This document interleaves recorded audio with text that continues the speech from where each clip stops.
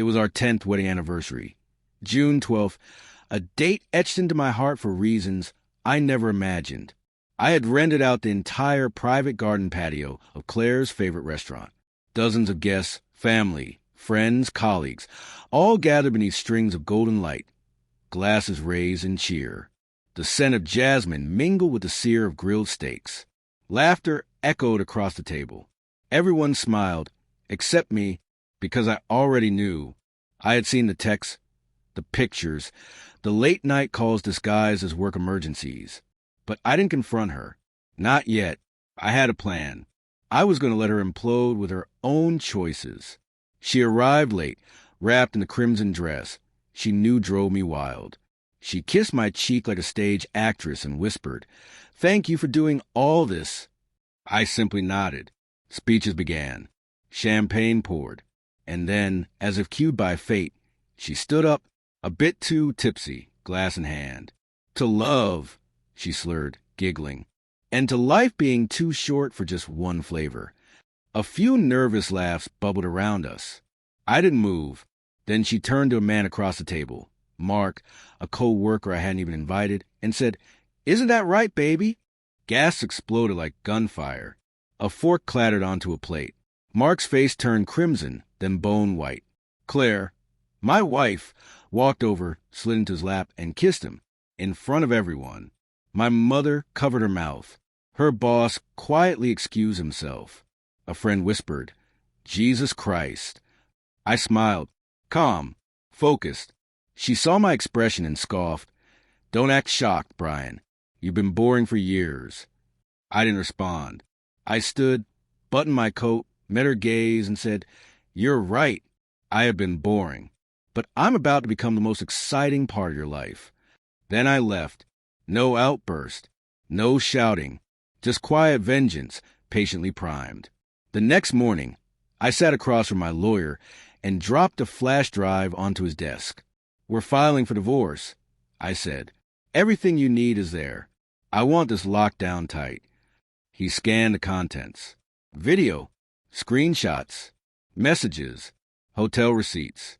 "Jesus, Brian," he said. "You want to go scorched earth?" "No," I said calm as steel. "I want to go surgical." Claire didn't even know I was gone for good. She called that afternoon. I was drunk, okay? Mark didn't mean anything. "Let's talk." I never replied. The next morning, a process server stood at our front door. Claire answered in a bathrobe, bleary-eyed. He handed her an envelope. "Jennifer Taylor, you've been served." She opened it slowly. Her knees gave out when she read it. Her humiliation had only just begun. I made sure her parents received an email with a copy of the dinner video. Her company's HR department got an anonymous tip about misconduct with a subordinate. And mutual friends? They watched as her once perfect image crumbled into ashes, all without a word from me. She tried to move money that night. Too late. I had already frozen our accounts. The prenup, signed and notarized 10 years ago, barred her from spousal support if infidelity was proven. Her shopping cards? Canceled. Her lease car? Repossessed. The condo? Deeded to me. She never bothered to check who held the paperwork. 2 days later, she showed up at my office building, makeup smeared, eyes swollen. "Please, Brian, we can fix this. I just wanted attention. I thought you didn't care." I didn't even glance up from my laptop. "You destroyed your own life for attention. Now you've got it. Enjoy the spotlight." Security escorted her out. She collapsed in the parking lot, screaming my name, but I was done being her audience. Weeks passed. I remained silent. I watched from afar. Her career disintegrated. Mark ghosted her. HR had launched an internal investigation, and by week's end, both were suspended then terminated.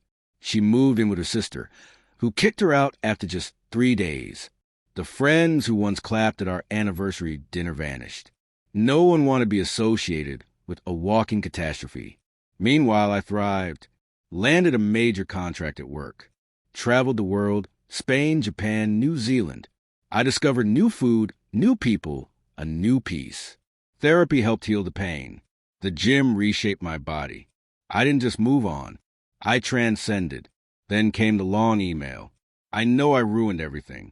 I lost my job, my friends, my dignity. I thought you didn't love me anymore, but I still love you. Can we talk? She attached a selfie. No makeup, red eyes, hollow expression. My reply? Thanks for the reminder of what I escaped. But life wasn't done with her yet. A mutual friend messaged me. You need to see this. It was a photo. Her, wearing a badge that said trainee, serving coffee at a local cafe. She had finally hit rock bottom, and I had one final move. My company hosted a black tie charity gala. I was being honored for global expansion, industry giants, media crews, spotlight shining bright. I gave a speech. A few years ago, I nearly lost myself. But betrayal doesn't have to break you. It can forge you. Applause thundered. And then I saw her, standing at the edge of the ballroom, caterer's uniform, tray in hand. Our eyes met. She turned pale. Panicked. She spun, knocking a tray of wine onto a guest. She tried to apologize, but was pulled aside by her manager, chastised in public. The same woman who once publicly humiliated me was now being scolded like a child while I was honored. Later, as I left the gala, I passed the back entrance. She was sitting on the curb, crying quietly, smoking. Brian, she whispered, please. I stopped. I said, the worst part wasn't the cheating. It was thinking I was a fool. But it turns out you were. You lost everything. I just lost the wrong person. I turned and walked away. Her sobs followed me to the car. Months passed. I moved into a new home in the hills. Peaceful, minimalist, mine. I started seeing someone. Kind, quiet, the opposite of chaos. One Sunday, I left the gym and saw her again. She was holding a paper bag and a worn purse. I heard you come here sometimes, she said. I just want 5 minutes. I said nothing. I didn't walk away either. She took it as permission. I've been sober. Therapy. Counseling. I know I ruined everything, but not a day goes by that I don't remember what I did. I lost you, and I deserve it. She handed me an envelope, a letter, pages of apologies, reflections, and an old photo of us. The day we move in together, she said. You look so happy. I studied it. I didn't see happiness. I saw a man trying to be enough for someone who never saw him. You don't owe me anything, she whispered. I just wanted you to know I'm not that woman anymore. She was right. She wasn't. She was a hollow shell of someone who played with fire and got burned. I hope you heal, I said, but I'm not the one who can help you do it. I handed the letter back. This chapter's closed. I've already started the next one. She walked away slowly. No drama. No begging. Just silence. And that silence was the loudest victory of all. Because she finally knew I didn't just survive her betrayal. I outgrew it. And she would never again be part of the man I had become. A year passed. The anniversary came and went. No pain. No anger. Just peace. My days were filled with light. My mornings with strong coffee and quiet strength. My company soared. I gave talks. People listened. Not just for my success, for my resilience. The woman I now saw was calm, steady, everything I never knew I needed. They say time heals all wounds. It doesn't. Choice does. The choice to walk away. To stop bleeding for someone who never brought a bandage. I chose myself. And in doing so, I became the man I should have been all along. Every now and then, I hear whispers. She's still around. Still floating between temp jobs. Still a shadow of the woman she once pretended to be. Sometimes she sends messages. Once, just one word. Regret. I don't answer. Because the best revenge isn't loud.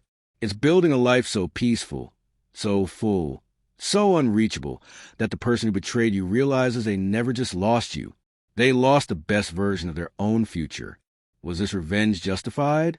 Tell us what you would have done in the comments below. Like this story. Share it with someone who needs this kind of strength. And subscribe to Lauren's Story for more jaw-dropping tales of betrayal and justice. Because here, every lie meets its reckoning. every betrayal meets its shadow. Stay sharp, stay strong, stay tuned.